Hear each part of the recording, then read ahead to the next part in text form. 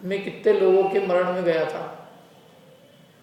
लोग जाते हैं ना भाई, इसके यहाँ भी गए, इसके यहाँ भी गए, इसके यहाँ भी गए, तो मैं इतने लोगों के गया था, तो उठ के देखे अभी कौन कौन आए यहाँ पर। क्या तो मुर्दे को कितने अच्छा हार पहनाओ, अपन मुर्दे को अच्छी चद्दर भी पहना दो, लोग पहनाते ना, और मुर्दे को अच्छी शाल ही पहनाते हैं। कोई महिला होती है तो उसको अच्छी नई नई साड़ी मिलती है, जीते जी भले ही नहीं मिले, मरने में जरूर मिलती है उसको। तो वो उस साड़ी को क्या वो देख रही है, उस साड़ी का क्या वो सुख भोग रही है।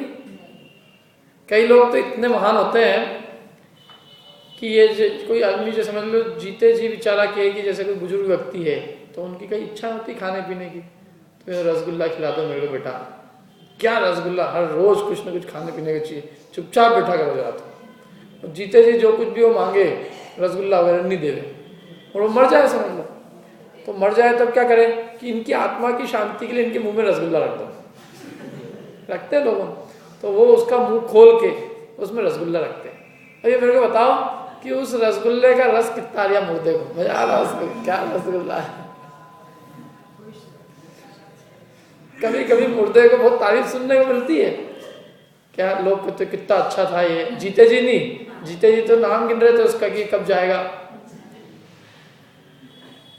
जीते जी तो आदमी के इंतजार होता रहता है, लोग आ जाते हैं देखते हैं सब, क्यों, क्योंकि आज डॉक्टर ने कहा है कि आज का दिन आखिरी है, तो आ गए सब देख रहे हैं, आखिरी है लेकिन दिख तो रही नहीं आखिरी। और कभी कभी एक आध दिन ज्यादा हो जाए तो लोग डॉक्टर से ही पूछ लेते क्यों तुमको देखना नहीं आता, क्यों मैंने तो सही देखा था, कहाँ सही देखा था, एक दिन पूरा हो गया और कुछ हुआ ही नहीं। तो इसलिए संसार में तो बहुत दुर्दशा है जीवित आदमी की। वो तो क्या है, जब मर जाता तब लोग कह बहुत अच्छे थे, क्या घर के सब काम करते ही थे, अब कहाँ नौकर मिलेगा ऐसा। क्योंकि पिताजी से अच्छा बिल्कुल वफादार ईमानदार कर्मठ नौकर और क्यों मिले बच्चों की सेवा करने के लिए, तो वो उसको अपने स्वार्थ के लिए सब याद करते हैं। तब भी वो स्वार्थ के लिए याद कर रहे हैं, उस जीव के लिए नहीं कि उस जीव की क्या गति हुई होगी, उसका क्या हुआ होगा। वो जो भी याद करते हैं सब जीव अपने अपने सुख को रोवे। अपन मंगत राय जी की 12 भाव में पढ़ते हैं ना, उसमें आता है अपने अपने सुख को रोवे पिता पुत्र दार। कोई भी उस व्यक्ति के लिए नहीं रो रहा है, क्या सब किसके लिए रो रहे हैं, अपने सुख के लिए। पुत्र है वो इस सुख के लिए कि वो थे पिताजी तो दुकान पे बैठ ही जाते थे, अब कौन को पकड़ के लेके आऊंगा मैं। क्या पत्नी है वो अपने सुख के लिए रोती है, भाई है वो सोचता है कि अरे कुछ काम आ जाता था ये। हर आदमी को अपने स्वार्थ की परवाह है, उस जीव की परवाह किसी को नहीं है। क्या तो इसलिए वो जीव जो है मरने के बाद बहुत सुनता है अपनी अच्छी अच्छी चीजें, उसको भी पता, वो तो अच्छा है कि वो चेतन नहीं है, नहीं तो उसको पता चला रहते में तो काम का था इतना आदमी। तो मरने के बाद आदमी को याद किया था, लेकिन उसको क्या लाभ होता, उसको अपन सुनाते ना राम राम सत्य है, सत्य बोलो सत्य है, तो वो मुर्दा कितना सुन रहा है उसके अंदर, मुर्दे की इतनी तारीफ भी कर रहे हैं, उसके पास में बैठ के बहुत अच्छे पिताजी थे, सब काम करते थे, लेकिन उस मुर्दे को उसका कितना सुख है ये पूछ रहा हूँ। मुर्दे के मुंह में रसगुल्ला दिया कोई सुख नहीं, मुर्दे को अच्छी तारीफें सुनाई कोई सुख नहीं, मुर्दे को अच्छी वाली गुलाब के फूल की माला लेके आए इसके लिए, अच्छी वाली सबसे बढ़िया, और उसके ऊपर चढ़ाई, तो वो कितने सुनेगा उसको। सुनता है उसको, देखता है, लकड़ी वकड़ी वही अच्छी लकड़ी की, इनके लिए चंदन की लकड़ी में लगाओ इनको आग, तो उसको थोड़ा उसका ज्यादा आनंद आता है, यहाँ चंदन वाली लकड़ी अपने लिए। मैंने मुर्दे को उससे कोई अनुभूति नहीं होती, समझ है ना। आंख देखती नहीं मुर्दे की, कान सुनते नहीं, जीवान चखती नहीं, नाक सूंघती नहीं। तो अब मैं एक बात पूछता हूँ कि जिस तरह मुर्दे की नहीं देखती सूंघती, उसी तरह अपनी भी देखती सूंघती है कि नहीं है। मुर्दे की तो आंख नहीं देखती, अपनी आंख देखती कि नहीं देखती? देखती। अपने कान सुनते, सुनने वाला कान है, देखने वाली कौन है? आंखें हैं, और चखने वाली जीवान है, सूंघने वाली नाक है। तो भाई यदि नाक सूंघती है तो मुर्दे के अंदर भी तो नाक है, नाक तो ही कट गई है उसकी। मुर्दे की आंखें हैं कि नहीं है? आंखें खुली रहती, कई मुर्दों की देखी मैंने, एकदम खुली आंखें, ऐसा लगता है बिल्कुल जैसे जिंदा ही हुए। वो तो डॉक्टर आके कंफर्म करता है तो लोग आग लगाते हैं, तो पता चलेगी ये जिंदा ही आदमी। तो वो आंखें खुली है एकदम, आंखें खुली है, कान खुले हैं, नाक खुली है, सब है, जीवान भी है, लेकिन फिर भी वो उन आंख, नाक, कान, जीवान उसकी कुछ देख सुनते नहीं है। तो जैसे मुर्दे के नहीं देखते हैं, ऐसे अपने भी नहीं देखते। ये आंख तो नहीं देख रही, आंख देख रही, आंख देख रही तो मुर्दे की भी खुली देखना चाहिए। आंख में क्या अंतर है? आंख तो वही है, कान भी वही है, नाक भी वही है, जीवान भी वही है, शरीर भी वही है। गर्मी हो रही है, आग लगा उठ जाता है एकदम, कभी कभी उठ जाते हैं, लेकिन वो उठते हैं, वो चेतन देते हैं, मुझे मुर्दा नहीं उठता कभी। वो जो उठा है वो तो चेतन आत्मा थी, उसको किसी ने गलती से जलाने लग गया। तो वो मतलब मुर्दे को कोई अनुभूति नहीं होती, पक्की है ना ये बात। तो इसका मतलब ये कि आंख वास्तव में देखती नहीं है। यदि आंख देखती होती तो मुर्दे की भी देखनी चाहिए। तो जिस प्रकार मुर्दे की आंख नहीं देखती, ऐसे यहां भी जो जीव है, जिंदा जीव, उसकी भी आंखें नहीं देखती, कान नहीं सुनते, नाक नहीं सूंघती, जीवान नहीं चखती। कौन देखता, जानता, सुनता है ये सब? वो जो जीव है वो चखता है, वो ही देखता है, वो ही सुनता है, वो ही जानता है। ये तो सब खिड़कियां हैं। अरे मैं इस खिड़की से बाहर देख रहा हूं, तो ये क्या खिड़की देख रही है कि देखने वाला अंदर में देख रहा हूं? कौन देख रहा है? खिड़कियां देखती क्या? खिड़कियां देख रही है साहब, खिड़कियां नहीं देख रही, खिड़कियों से देख रहे हैं, है कि नहीं? चश्मा, अपने चश्मे देखते हैं क्या? लोग कहते मेरी आंखें लेके आओ, मैंने कहा आंखें, लेकिन चश्मे को भी लोग आंखें कहते हैं, लेकिन चश्मा कोई आंखें नहीं है। चश्मा तो चश्मा है, एक माध्यम है। देखती कौन है? लोग में कहा जाता आंखें देखती, मैं तो कह रहा हूं आंखें भी नहीं देख रही है। देखने वाला अंदर में चैतन्य तत्व है, वो देखता है। ऐसे कान सुनते नहीं है, सुनता है आत्मा, सूंघता है आत्मा, चखता है आत्मा। कई बार क्या होता है, आंखें खुली रहती है अपनी, मेरी आंखें खुली है, लेकिन मेरे को अभी अपना घर दिख रहा है, मैं अपने घर देखने के लिए समर्थ हूं आंख खोलने के बाद भी। मेरे दिमाग में घर चले, किसी कई बार होता है अपन प्रवचन में बैठे रहते हैं, प्रवचन की चीज चलती रहती है, कान खुले हैं, लेकिन अपना दिमाग कहीं और चलता रहता है। घर के कोई काम याद आ जाते हैं, दूध चढ़ा के आए थे, बंद किया कि नहीं किया, और नहीं किया होगा तो क्या होगा, वो आग लग जाएगी, अरे घर में आग लग जाएगी तो यहाँ क्या करें। तो ऐसे लोगों के विकल्प अनेक हो सकते हैं। मैंने कोई भी आदमी किसी भी समय, भले ही उसकी सब इंद्रियां चालू हो, खुली हो, तो भी उसका ज्ञान किसी और वस्तु को ज्ञेय बना सकता है, किसी और वस्तु को जान सकता है।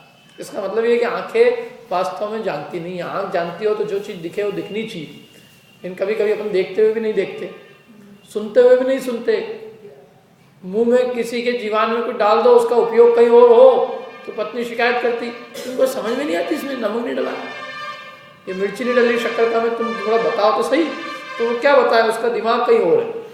कहते तुम खाने में दिमाग लगाओ, इधर उधर दिमाग मत लगाओ, तो पता चलेगा तुमको खाने का मजा आएगा। टेंशन में रहोगे तो खाने का आनंद भी नहीं आएगा। तो इसका मतलब ये है कि जीवान भी यदि चीज हो, लेकिन यदि उसका उपयोग कहीं और हो, तो वो जीवान में आने पर भी उसका स्वाद नहीं आता। और ऐसा होता ही है ना कई बार, किसी आदमी को कोई बहुत दुख का काम हो, दुख हो गया हो, क्या जैसे कोई आदमी बहुत समझ लो महाकंजूस आदमी हो, महाकंजूस, और उसकी पत्नी शिकायत करे उससे कि तुम सब क्या खाते हो और कभी किसी को बुलाते ही नहीं हो। तो ऐसे पत्नी रोज झगड़े उससे, और नहीं करोगे तो मैं तुम्हारा पैसा ले लूंगी, ये कर लूंगी, वो कर लूंगी, धमकी दे 10-20। उसको लगे सचमुच कि आजकल महिलाओं के अधिकार बढ़ गए और ये कहीं से सब कुछ नहीं ले जाए मेरा, तो ठीक है तेरी क्या इच्छा है, मतलब मैं एक बार सब अपने परिवार वालों को बुला के खिलाना चाहती हूँ, क्योंकि मैं सब क्या खाया ही हूँ। ठीक है बुला ले, लेकिन आजकल महंगाई बहुत बढ़ गई है, तो थोड़ा ध्यान रखना, सब चीज़ें हिसाब से बनाना।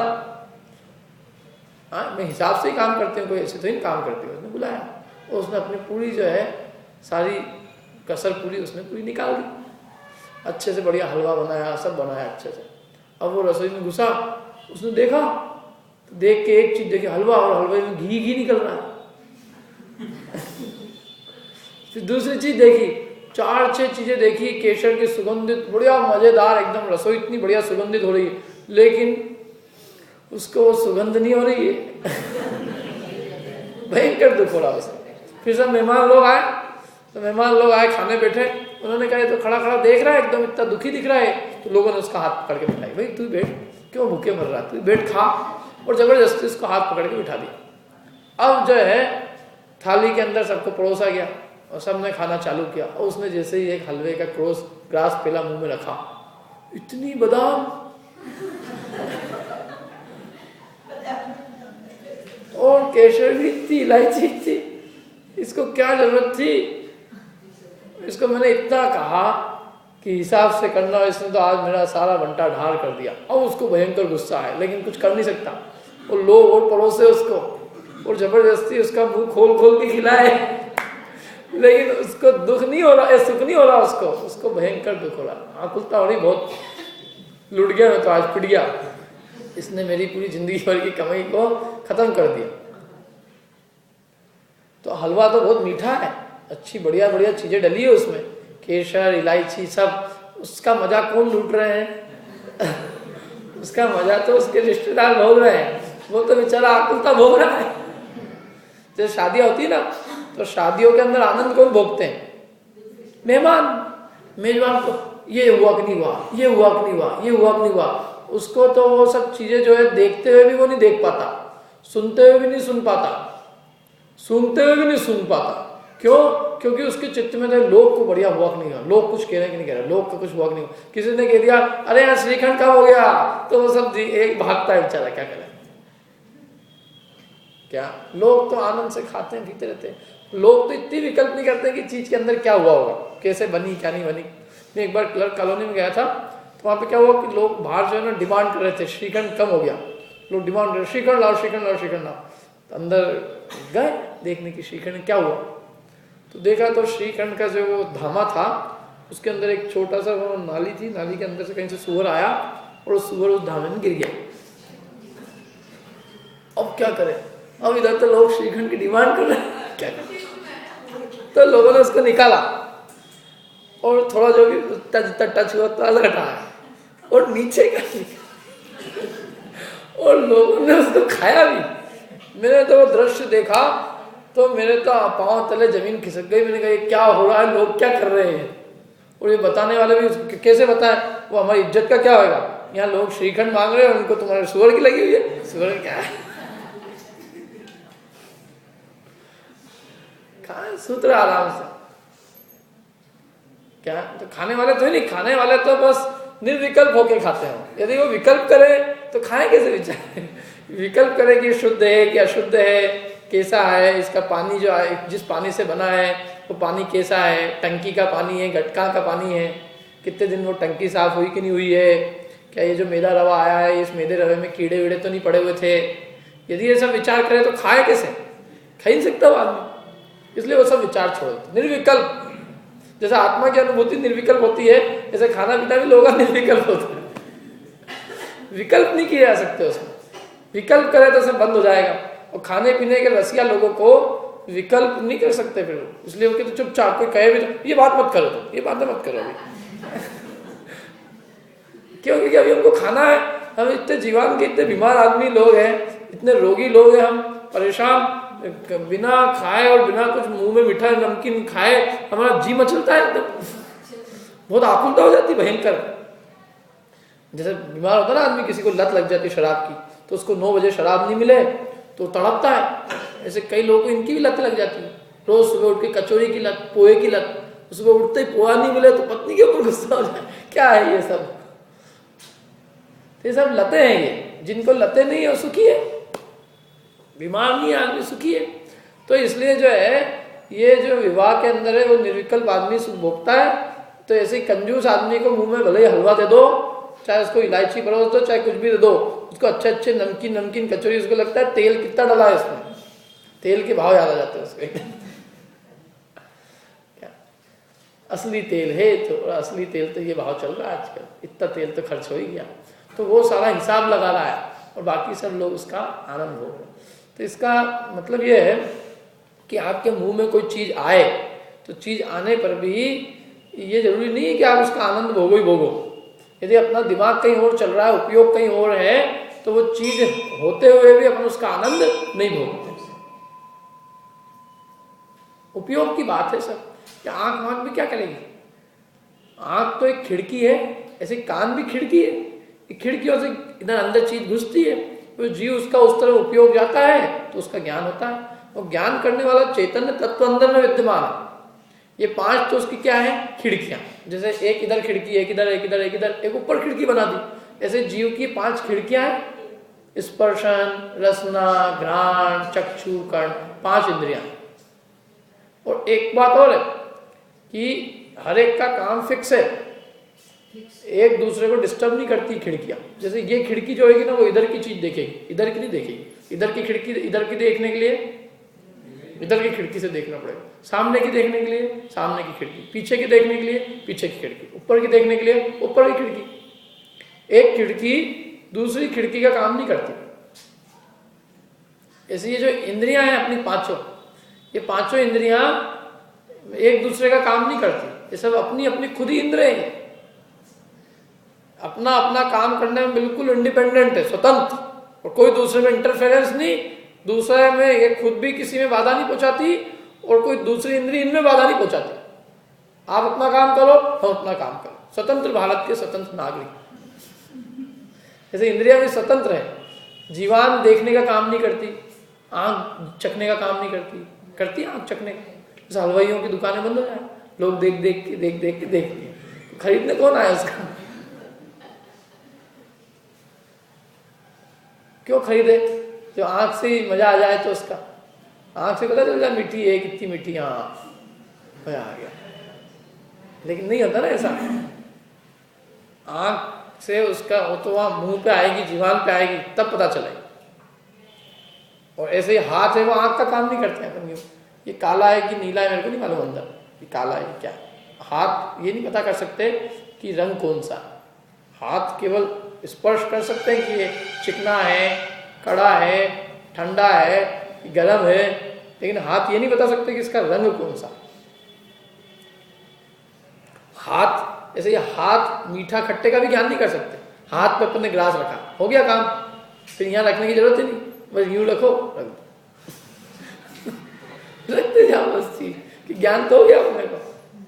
लेकिन नहीं, हाथ काम नहीं करेगा। वो हाथ का जो काम है ठंडे गर्मी का, हल्के भारी का, रूखे चिकने का, कड़े नरम का, वो ही काम करेगा। जीवान चखने का, खट्टा है, मीठा है, कड़वा है, कसायला है, चरपरा है, उसका ज्ञान करेगा। नाक सुगंध दुर्गंध का ज्ञान करेगा। आंखें हैं, वो काला, नीला, पीला, लाल, सफेद कैसा है उसका ज्ञान करेगा। कान है, वो शब्द का ज्ञान कराएगा, कैसा है शब्द। ये सब अपना अपना स्वतंत्र, कोई किसी में इंटरफेरेंस नहीं करता। इसलिए इनका नाम है इंद्रियां। क्यों? क्योंकि ये इंद्र की तरह है। जैसे इंद्र अपना स्वयं स्वतंत्र है, वो इंद्र पे किसी दूसरे की आज्ञा नहीं चलती और दूसरा उसकी आज्ञा में नहीं, दूसरे पे उस मतलब अहमिंद्र कहना चाहिए अपने को। अहमिंद्र होता है ना जैसे, तो अहमिंद्र पे दूसरे की आज्ञा नहीं चलती और वो भी किसी दूसरे पे आज्ञा नहीं चलाता। क्योंकि वहां जितने भी जीव होते हैं सब अपने अपने इंद्र होते हैं, कोई किसी के अंडर में नहीं, सब अपने अपने स्वयं के मालिक अहमिंद्र। जैसे इंद्रियां भी इंद्रियां इंद्र की तरह है, इसलिए इनका नाम है इंद्रियां। तो इंद्रियां भले इस जीव को मिली है। अब इसमें 2 प्रकार की इंद्रियां, एक तो द्रव्येंद्री और एक भावेंद्री। तो ये जो कान, नाक, आंख वगैरह है, ये सब द्रव्येंद्री है जो अपने को दिख रही है। और ये द्रव्येंद्री है पुद्गल, अजीब। और इसमें जो जानने वाला चैतन्य है, जो जानता है, जो देखता है, जो चखता है, जो सूंघता है, जो सुनता है, जो ठंडी गर्मी का अनुभव करता है, वो चैतन्य तत्व जीव है। और बाकी इंद्रियां क्या है? अजीव है। इंद्रियां जीव नहीं है, इंद्रियां खिड़कियों की तरह है बस। यदि इंद्रियां जीव होती तो फिर इंद्रियों को जलाया ही नहीं जा सकता था। और फिर इंद्रियों को भी देखने का काम करना चाहिए, आंखों को देखने का काम, मुर्दे की आंख को देखना चाहिए। तो इसलिए इंद्रियां जीव नहीं है। जीव कौन है? चैतन्य आत्मा है वो जीव है। और अभी भी अपन जैसे इस शरीर सहित अवस्था में ना अभी अपन, तो भी अभी भी वास्तव में आंखें नहीं देखती अपनी। देखने वाला कौन है? अंदर में चैतन्य आत्मा। पांचों इंद्रियों में लगा लेना। आंखें देखती नहीं, कान सुनते नहीं, नाक सूंघती नहीं, जीभ चखती नहीं। इनके माध्यम से जो आत्मा है वो देखता, सुनता, सूंघता, चखता है। यही बात समझ लो। तो ये है जीव अजीव की परिभाषा। इसलिए ये बात जो कही इन्होंने सही है। हाथी है तो अपन हाथी में भेद ज्ञान कर सकते हैं। वैसे सामान्य रूप में कहेंगे तो अपन क्या करेंगे? देखो, हाथी और चौकी, इन दोनों में मैं पूछूं कि जीव कौन है अजीव कौन है, तो आप क्या बताओगे? हाथी जीव है, चौकी अजीव है। ठीक है। और अब हाथी के अंदर पूछा जाए कि हाथी में जीव और अजीव कौन है, तो क्या कहेंगे? हाथी का आत्मा जीव है और हाथी का शरीर अजीव है। ऐसे अपने को भेद करना आना चाहिए। लोक में तो ऐसे ही कहा जाएगा, जो शरीर सहित आत्मा को लोक में क्या कहा जाता है? जीव। क्योंकि ऐसा व्यवहार, जैसे जिस घड़े में घी रखा रहता है उस घड़े को अपन क्या बोलते हैं? घी का घड़ा। ऐसे जिस शरीर में आत्मा विद्यमान है तो उस आत्मा के नाम से अपन क्या कहते हैं? जीव। जीव जीव तो नाम तो देंगे लोक में उसको जीव, लेकिन समझने के लिए अपने को समझना होगा कि इसमें जीव तो इस देह से भिन्न जो आत्मा है वो है, ये शरीर है वो जीव नहीं है। क्योंकि शरीर को जीव मानेंगे तो फिर हमने वास्तव में जीव को भी समझा ही नहीं। शरीर को जीव मानेंगे तो सबसे बड़ी दिक्कत है कि शरीर को जला ही नहीं जा सकता। शरीर यदि जीव है तो जीव को जलाने में तो हिंसा होगी, शरीर नहीं जल सकता। समझ में आया ना? ये यूं संक्षेप में कहें तो मुर्दा शरीर और जिंदा मुर्दा व्यक्ति और जिंदा व्यक्ति, इन दोनों में जो अंतर है वही जीव है बस। बाकी ये जो शरीर आदि है ये जीव नहीं है। ठीक है। अब अपन इसको जानने से अपने को क्या लाभ है? जीव अजीव को जानने से, इसको ये जानने से लाभ है कि अपनी असली पहचान होती। हम अब तक क्या मानते हैं? इस देह को ही जीव मानते हैं। क्या कभी कोई अपने से कहता है, कोई भी देह की स्तुति प्रशंसा करता है तो अपने को कैसा लगता है? अपनी प्रशंसा कर रहा है, ये लगता ही लगता। क्या तुम कितने लंबे हो? लंबा कौन है? शरीर है। तुम दुबले हो, दुबला कौन है? देह। मोटे हो, गोरे हो, काले हो, लाल हो, पीले नहीं, जो भी कहा, ये सब देह की अवस्था है, चैतन्य आत्मा की अवस्था नहीं। क्या? और देह में भी अपनी कितनी अवस्था देखो। देह के अंदर भी लोगों की मान्यता है, क्या चीज ये सफेद हो तो अच्छा, ये काला हो तो अच्छा। जैसे किसी को कहो, मैंने बताया ना पहले, किसी को आप कहो कि तुम कितने, क्या तुम कैसे काले हो रहे हो, तो आदमी नाराज हो जाता है एकदम। अच्छा, तुमको सफेद कहें, तुम्हारे बाल कितने सफेद हो रहे हैं तो आदमी नाराज हो जाता है। तो तुम क्या कहे? तुमको काला कहें कि सफेद कहें? क्या काला कहो तो तकलीफ और सफेद कहो तो तकलीफ? क्या? आदमी को हर चीज में तकलीफ। तो इसलिए ये सब देह की अवस्थाओं में हमने अपनी अवस्था मान रखा है। ये सब तो जैसे देखो, ये दीवार है, दीवार पे सफेद रंग पूज गया तो क्या? दीवार है ना, तो दीवार सफेद रंग पूज जाए, काला रंग पूज जाए, तो जैसे दीवार का काला सफेद रंग है, ऐसे इस शरीर का काला सफेद रंग है। इस जीव ने उसमें कुछ भी नहीं किया। कोई अपन ने उसमें सोच के अपन ने किया क्या? अपन ने सोच के अपनी माँ डिजाइन की होगी कि ये माँ बढ़िया है, इस माँ के घर में आना चाहिए तो अपना शरीर जो है इस कलर का रहेगा।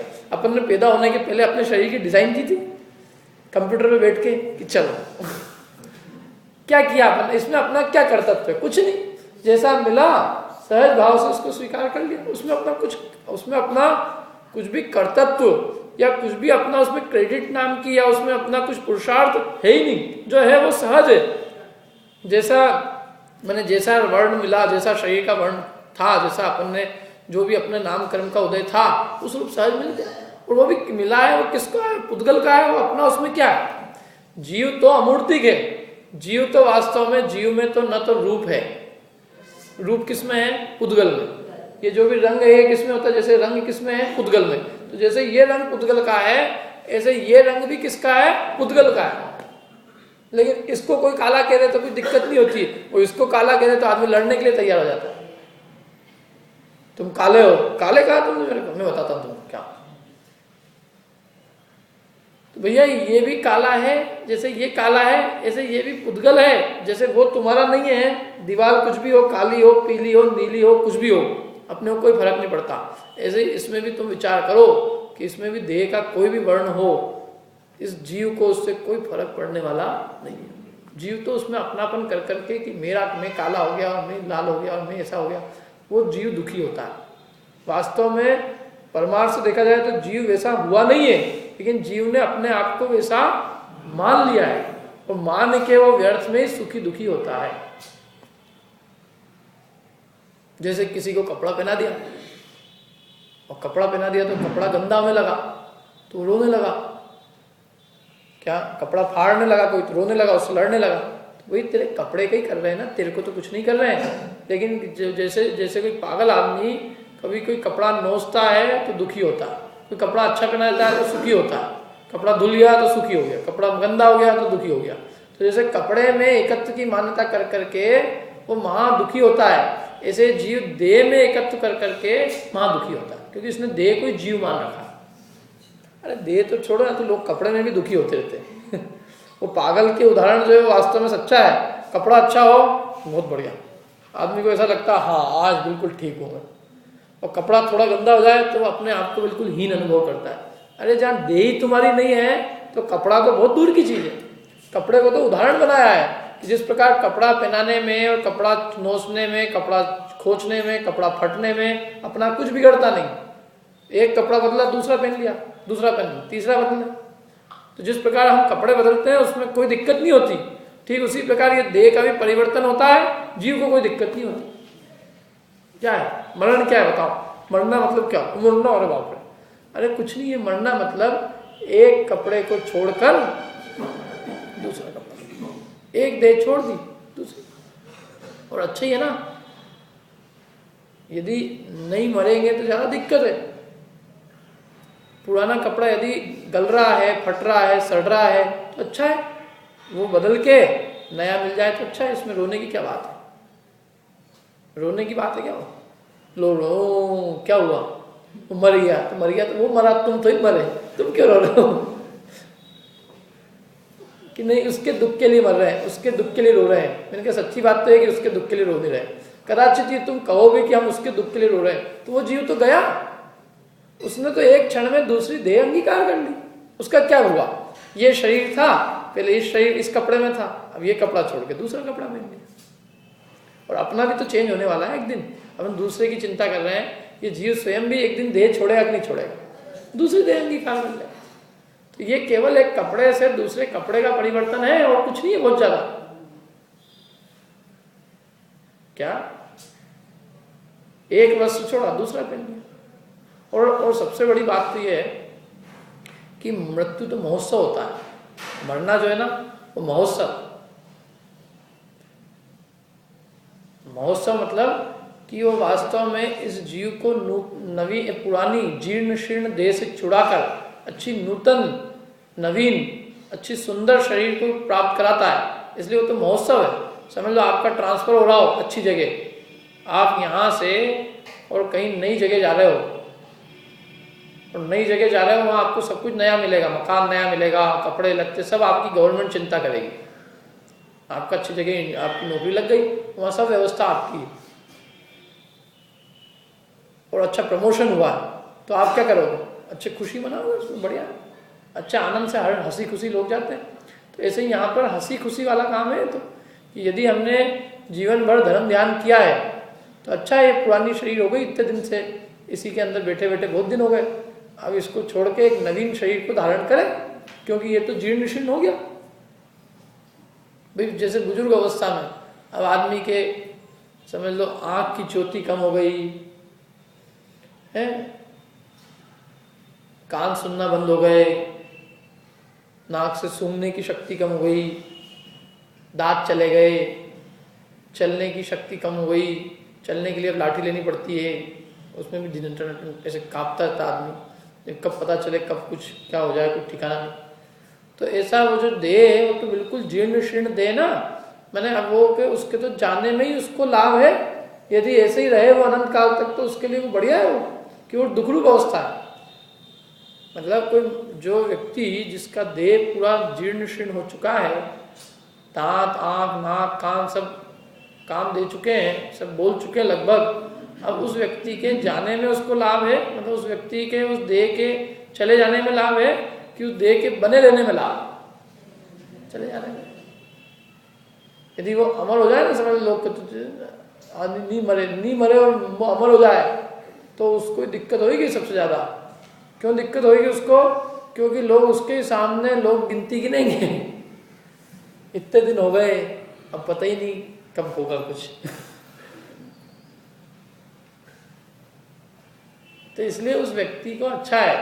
नहीं तो लोग जो है ना, यदि वह व्यक्ति अधिक दिन तक रह जाए घर में तो लोग उसके रोज की रोज उसको जाके सुनाए कि ये तो जाते ही नहीं। दूसरी बात यह है कि जैसे मैंने एक कोई वो होता ना कपड़ा, तो वो भिखारियों का कपड़ा होता है, कैसा होता है कपड़ा? भिखारियों का कपड़ा नहीं देखा? थेगले होते, थेगले। जैसे एक टाट यहाँ से लेके आया और एक टाट कहीं और से लेके आया, एक टाट कहीं और से लेके आया, 6-7 जगहों के टाट इकट्ठे करता है, क्योंकि कपड़ा कहाँ से मिले उसको? टाट इकट्ठे करता है, फिर टाट को कहीं से कोई धागा वागा लेके आता है और धागा से सिल देता है, फिर वो उसको ओढ़ देता है और धागा भी ऐसे ही बांध लिया फिर भी करके देता है। तो अब क्या होता है कि कोई दया आती है उसमें और वो उसका टाट का कपड़ा खींचता है, तो वो चिल्लाता है। क्यों? क्योंकि उसको लगता है कि ये जो कुछ मेरी पूंजी है जिंदगी बिगड़ की कमाई की, ये भी चली जाएगी तो मेरा क्या होएगा? ऐसे दुखी होता। लेकिन वास्तव में वो उसके वो दुख का कोई कारण नहीं है। तेरे को अच्छे से टाट निकाल के तेरे को अच्छा पिना रहे ना, लेकिन आदमी यदि उसको समझाए नहीं उसको, तो वो अपना टाट देने को भी राजी नहीं होता। आप उससे क्यों पहले टाट दे फिर हम तेरे को नया कपड़ा देंगे, नहीं देगा वो टाट। क्या उसको भय है कि ये टाट भी चला जाएगा, उगड़ा हो जाऊंगा, बड़ी मुश्किल से तो एक टाट बनाया है। तो ऐसी जो जीव जिंदगी भर समझ लो किसी ने पाप किया हो तो उसको डर लगता है कि अभी भले ही पूरे दांत से ही सही, दांत चले गए तो यूं करके ही सही, तो चने की दाल होती ना तो पिस के ही सही, लेकिन पिसी हुई भी खाने को तो मिल रही है।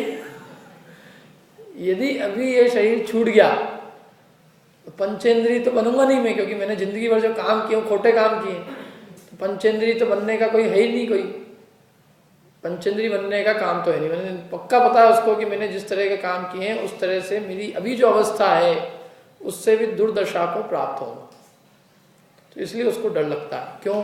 कम से कम अभी बिना दांत के ही सही पीसी हुई चालने की दाल खाने को तो मिल रही है। अब आँख से भले कैसे ही सही, भले टीवी के पास में बैठ के यूं कर करके, लेकिन कुछ तो देखने को मिल रहा है, कैसे ही सही सुनने को कुछ तो मिल रहा है ना। लेकिन यदि मैं मर जाऊंगा तो मरने के बाद में मैं एक इंद्री दो इंद्री बन जाऊंगा, तो ना आंख रहेगी न कान रहेंगे न नाक रहेगी, तो एक इंद्री बन गया तो जीवान भी नहीं रहेगी। इसलिए जो कुछ है वो सब कर लो यही, इसलिए वो आदमी कांपता है। वास्तव में कांपने के लिए कोई स्थान नहीं है। क्यों कांपे? कांपे किस बात के लिए बताओ? क्या हो गया उसमें? कौन सा कुछ बहुत बड़ा? अरे तुम्हारा ये औदारिक शरीर था जिसकी सारी चमड़ियां झर गई, कांपने चलने में तुमको डर लग, मतलब चलने में कांपते हो, ऐसा लगता है जैसे यमराज के डर से कांप रहे हो, इसलिए लाठी हिलती थी। तो ऐसी स्थिति में यदि तुम्हारा नूतन शरीर मिल रहा है, व्यक्रियक शरीर, व्यक्रियक शरीर कैसा होता है मालूम? अंतर्मुहूर्त में जीव नवीन, मतलब अंतर्मुहूर्त में जीव जवान हो जाता है और उसके शरीर में कभी जन्म से मरण तक रोग नहीं होते, बुढ़ापा नहीं आता, नींद नहीं आती, क्या थकता नहीं शरीर, और सर्वांग अच्छा सुंदर रहता है। ऐसा शरीर मिलने वाला अपने को यदि अपन ने जीवन में धर्म किया हो तो अब ऐसी अच्छी चीज मिल रही है तो कौन रोना मांडेगा? रोए कौन? वही रोए जिसको मालूम है मेरे को एकेंद्री बनना है या नरक में डंडे खाने हैं। जिसने जीवन भर धर्म ध्यान किया है वो आदमी तो प्रसन्न चित्त होगा कि अच्छा है भैया इतने दिन हो गए। अब आदमी कोई एक जगह रहता है तो बोर भी तो हो जाता है। अपन एक ही एक मकान में रहते रहते बहुत दिन हो गए, अब इस मकान को बदलो। ऐसे देह में रहते रहते बहुत दिन हो गए, अब बदलो, क्या सब चीज बदलो। ये पत्नी भी बहुत दिन की हो गई अब क्या यही बदलो। तो हर चीज बदलने का अवसर है उस समय। नहीं तो हिंदुस्तान में लोगों को बेचारे बदलने का अवसर कहाँ है? जिसकी जिससे शादी हो गई, लोग तो इतना विचार करते ना जैसी भी हो वो तो आप इसी से ही निभाना है, मरते दम तक जो है। सुनाना है तेरे को सुना दे, तेरे को जो सुनाना। पति को भी लोग कहते जो है ये जैसे हैं वैसे हैं। तो लोग हिंदुस्तान के अंदर तो उनको कोई फैसिलिटी नाम की ये तो है ही नहीं ना, और नहीं अच्छी है वो, क्योंकि वो बदल भी ले तो कितने बदल लो, बदलने में कौन से शांति हो जाएगी। तो यहाँ तो आपको वही के वही साथ जन्म तक, जन्म से मरण तक साथ, मरते दम तक उसी के साथ है। अब यदि वही रहे अनंत काल तक तो क्या होगा? यही रहेगा अनंत काल तक। भैया बहुत हो गया। तो वो जो अमरता है वो उसके लिए कोई वरदान नहीं होगी। इसलिए अच्छा है कि ये सब संयोग बदल रहे हैं, तो सारे संयोग अपने को नहीं मिलेंगे, देह भी नहीं मिलेगी। इसलिए ये तो हर्ष की चीज है वास्तव में। इसलिए मृत्यु को महोत्सव कहा जाता है। मृत्यु क्या है? महोत्सव है। मृत्यु कोई रोने धोने की नाम नहीं है। ये मृत्यु उन्हीं को मृत्यु लगती है जो शरीर के मरण को जीव का मरण मानते हैं। वही मानते हैं कि शरीर गया, शरीर नष्ट हुआ माने जीव भी नष्ट हो गया। जबकि वस्तुतः जीव का कहीं कोई अभाव नहीं हुआ है। जीव ने केवल स्थान को बदला है और अपने देह रूपी कपड़े को बदला है, और अच्छा ही कपड़ा मिला है उसको। यहाँ तो जितने भी लोग आ रहे हैं अपने मंदिर में, मैं तो कहता हूँ सबको देवगति मिलेगी, कोई भी नरक निगोद जाने वाले नहीं। यदि जाने वाले होते तो यहाँ बैठे ही नहीं होते। तो इसलिए सुगति है। यदि अच्छी गति नहीं होती तो ऐसे विचार ही नहीं उत्पन्न होते ना अपने। अभी इस समय और भी बहुत सारे काम किए जा सकते थे, लेकिन अपन भगवान जिनेन की वाणी सुनने आए, समझने आए, तो इसका मतलब है अपनी होनहार अच्छी। तो इसलिए अब इसमें रोने की क्या बात है? कोई रोने होने का काम, ये तो धर्म, ये तो मृत्यु होता है, महोत्सव के रूप में मनाया जाता है। हाँ इतना जरूर है कि जब वो मरे तो बिल्कुल उसको समाधि पूर्वक देह छोड़े। समाधि पूर्वक मतलब कि पंच इंद्रिय के विषयों की लालसा, अपने कषाय भाव, क्या देह के प्रति राग छोड़कर और कषायों का अभाव करके अच्छे शांति से समता भाव पूर्वक यदि वो मरण करेगा तो उसकी गति अच्छी ही होगी, उसकी गति बिगड़ ही नहीं सकती। ठीक है। तो ये जीव अजीव के पाठ से अपने को ये समझने को मिलता है कि वास्तविक जीव कौन है और अजीव कौन है। तो देह है वो अजीव है। जैसे इस देह में, जैसे ये स्पर्श रस गंध वर्ण वाला है ना, जो दीवार के अंदर चार चीजें कौन कौन सी? इसमें स्पर्श है, इसमें रस है, इसमें गंध है और इसमें क्या है? वर्ण है। चार चीजें। दीवार को अपन टच करो तो पता चलता है कि चिकनी है, खुरदुरी है, कैसी है। दीवार को चखो, चखो माने कि जो भी उसकी चीज है उसको टेस्ट करो तो उसका स्वाद आता है कुछ न कुछ। ऐसे उसकी कोई गंध भी होती है दीवार की, जब नया पोतते हैं उसकी गंध होती है, और उसका कोई रंग भी है। तो जैसे उसमें स्पर्श रस गंध वर्ण है, और जिस प्रकार वो पुद्गल है स्पर्श रस गंध वर्ण होने से, ऐसे देह में भी क्या है? स्पर्श रस गंध और वर्ण, और देह भी क्या है? पुद्गल है। और जीव जो है उसमें न रस है, न गंध है, न स्पर्श है, और न उसमें रूप है। जीव में ये कुछ भी नहीं। इसलिए जीव को क्या कहा जाता? अरस, अरूप, अगंध, अस्पर्श। ये जीव की परिभाषा पूछे कि जीव क्या है, तो जीव वास्तव में तो चेतना गुण सहित है, और उसमें पुद्गल के लक्षण नहीं है। माने पुद्गल में जो स्पर्श रस गंध वर्ण है वो जीव में नहीं है। स्पर्श भी नहीं है जीव में, माने उसका स्पर्श नहीं किया जा सकता। जीव का कोई रस भी नहीं है कि उसका रस लिया जा सकता है। जीव में कोई गंध नहीं है कि उसकी गंध सूंघी जा सकती है। जीव में कोई रंग भी नहीं है कि जीव का कोई रंग जाना जा सके। जीव में रंग नहीं। हाँ ये जरूर है कि जीव में ज्ञान गुण है। जीव स्पर्श रस गंध वर्ण को जान सकता है, लेकिन जीव स्वयं स्पर्श रस गंध वर्ण नहीं है। अरे बात समझ नहीं आ रही। जीव खुद स्पर्श नहीं है, जीव खुद रस नहीं है, जीव खुद गंध नहीं है, जीव स्वयं भी वर्ण नहीं है। हाँ जीव इनका ज्ञान कर सकता है, क्योंकि ज्ञान शक्ति जीव में है। जीव जानने की शक्ति है, जानने देखने वाला है, इसलिए वो जान तो सकता है, लेकिन वो स्वयं उस रूप नहीं होता। पुद्गल को जाने, स्पर्श रस गंध वर्ण को जाने, लेकिन स्वयं स्पर्श रस गंध वर्ण नहीं हो जाता। जैसे आंख है ना, आंख को जानती है, आंख को देख रही है, तो आंख को देखते देखते खुद थोड़ी जलने लग जाती है। दर्पण के अंदर आग झलकती है, दर्पण में आग लग जाती है। दर्पण के सामने आग लगी हो, दर्पण में आग दिख रही हो, लेकिन दर्पण जलता है? नहीं जलता। दर्पण के सामने मलमूत्र गोबर पड़ा हो तो दर्पण गंदा हो जाता है? कुछ नहीं। तो ऐसे ही ज्ञान जो है वस्तुओं को जानता है, स्पर्श को, रस को, गंध को, वर्ण को, अनेक वस्तुओं को जानता है। ज्ञान उसको जानता तो है, लेकिन ज्ञान स्वयं उस रूप नहीं होता। ठीक है। तो ये है अपनी, ये जीव को जानने से अपने को भेद विज्ञान प्रकट होता है कि भाई मैं तो अरस, अरूप, अगंध और स्पर्श स्वभावी हूं, और ये जो स्पर्श रस गंध वर्ण है ये सब किसका है? उद्गल का है। और जिसमें स्पर्श रस गंध वर्ण है वो अचेतन है। इसलिए ये जो द्रव्य इंद्रियां हैं, शरीर है, जिनमें स्पर्श रस गंध वर्ण जो दिख रही है हमें, ये सब क्या है? अचेतन है। और मैं कौन हूं? चेतन स्वभावी आत्मा में हूं, वही वास्तव में जीव है। ठीक है। तो इतनी है जीव की बात। आज अपन एक नया चैप्टर चालू कर देते हैं, फिर बाद में अपन इसकी चर्चा करेंगे। जिसकी अपन ने थोड़ी चर्चा तो कर ली कि इसकी इंद्रिया वाली बात करी ना अपन ने, इंद्रिया। देखो इसके इंद्रियों की पहले एक चीज समझते हैं अपन लोग जैन कहे जाते हैं ना, जैन नाम क्यों है अपना मालूम है आपका? अपन जैन क्यों कहे जाते हैं? इंद्रियों को जीता हो जैन है। आपने जीत लिया इंद्रियों को। जिन्होंने इंद्रियों को जीता वे जिन कहे जाते हैं, जिन। इंद्रियों को जीतने वाले कौन है? जिन। और जिनकी जो आज्ञा मानते हैं वो जैन कहलाते हैं। जिनेंद्र भगवान की आज्ञा को माने, जिनेंद्र भगवान के बताए हुए मार्ग पर चले, वो जैन है। हम किसके अनुयायी हैं? जिन के। जिन माने जिनेंद्र भगवान। जिनेंद्र भगवान ने क्या किया? उन्होंने इंद्रियों को जीत लिया। इंद्रियों को जीत लिया माने उन्होंने इंद्रिय विषयों की लालसा उनकी समाप्त हो गई। उन्होंने अतीन्द्रिय ज्ञान को प्राप्त किया, अनंत ज्ञान, दर्शन, सुख, वीर्य को प्राप्त किया। इसलिए उन्हें अभी इंद्रिय विषय भोग की लालसा नहीं रही। अनंत ज्ञान है उनका, अनंत ज्ञान, दर्शन, सुख, वीर्य। वो अब इंद्रियों के द्वारा नहीं जानते, वो किसके द्वारा जानते हैं? आत्मा के द्वारा जानते हैं। क्योंकि आत्मा में जानने देखने की शक्ति थी। इंद्रियों से गुलामी, मतलब जब तक उसकी इंद्रिय विषयों की गुलामी थी तब तक उसका परिपूर्ण ज्ञान प्रकट नहीं हो रहा था। अब जब इंद्रिय विषयों की गुलामी समाप्त हो गई और अपने आत्मिक ज्ञान को उन्होंने जाना, देखा, अनुभव किया, तो उन्हें अतीन्द्रिय ज्ञान, अनंत ज्ञान प्रकट हुआ। और उस अनंत ज्ञान के द्वारा वो समस्त लोकालोक को जानते देखते हैं। तो ऐसे जो जिनेंद्र भगवान है, जिन्होंने इंद्रियों को जीत लिया, इंद्रिय विषयों की लालसा को, इंद्रियों की गुलामी को जीत लिया, वो क्या कहलाते हैं? जिन। और उनकी जो आज्ञा को मानता है वो क्या कहलाता है? जैन। ये बात जैन की परिभाषा।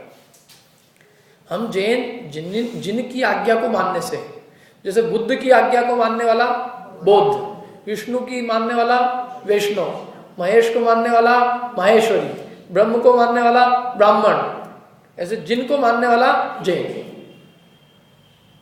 शिव को मानने वाला शैव। ऐसे सब उनके नाम पड़े हुए हैं, वो ऐसे ही नहीं पड़े हुए। वो ऐसे जिनकी आज्ञा को जो मानता है वो जैन कहलाता है, और जो जिनकी आज्ञा को नहीं माने वो जैन नहीं। अब जिनकी आज्ञा को माने कौन? जिसको जिनकी आज्ञा पता हो। जिनेंद्र भगवान की आज्ञा ही नहीं पता तो माने किसको? मैं उनकी आज्ञा पे चलता हूँ, लेकिन उनकी आज्ञा मालूम है नहीं? आज्ञा तो नहीं मालूम है, लेकिन बस मैं चलता हूँ। तो ऐसे कोई आज्ञा मालूम में नहीं तो क्या चलते हो तुम? तो जिनेंद्र भगवान का की आज्ञा क्या है, जिनेंद्र भगवान ने क्या कहा है, उन्होंने क्या वस्तु स्वरूप बताया है, भगवान ने जिनवाणी में क्या कहा है, इन ग्रंथों में क्या कहा है, तो उसको पता चलेगा उनकी आज्ञा क्या है। और नहीं तो अपने आप को जैन कहता रहे, लेकिन वास्तव में वो जैन है नहीं। क्योंकि जैन तो वही है जो जिनेंद्र भगवान की आज्ञा को माने। ठीक है, अपना समय हो गया अब आज का। अब अगली बार अपन जो है इसके जैन के बाद में अपन चर्चा करेंगे कि इंद्रियां कितनी है, इंद्रियों के नाम कौन कौन से हैं और इंद्रियों को जीतने की विधि क्या है। ठीक है, अभी समय हो गया।